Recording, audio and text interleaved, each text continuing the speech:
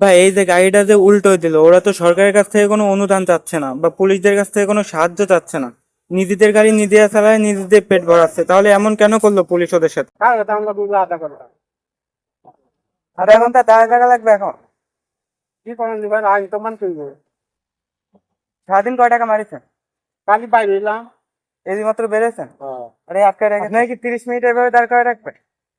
30 মিনিটে তো আরো ভাড়া মারতে পারবে। এই দেখো লিখিত হইব, নাহলে দিতে যাও। এই 30 মিনিটে কয় টাকা ভাড়া মারতে পারতেন? ঘন্টা দিয়ে রাখো 300 টাকা মারান যায়। 200-300? তাহলে আপনি দাঁড়ায় থাকেন, দাঁড়ায় চাটা খান। নেন, এই 200 টাকা রাখেন। আরে ভাই আমাকে আপনি দাঁড়ান, দাঁড়ায় চাটা খান। এই 2 মিনিট, এই 30 মিনিটে আপনার দাঁড় করে রাখেন। আপনি দিবেন এর জন্যই এটা অন্যরকম। আমি মানে রাজাকারদের চাকরি দিতে পারে না এই দেশ, কিন্তু রাজাকাররা যদি কোনো কিছু করে খাওয়ার চেষ্টা করো তাহলেও এরা খাতি দেয় না, ঠিক আছে?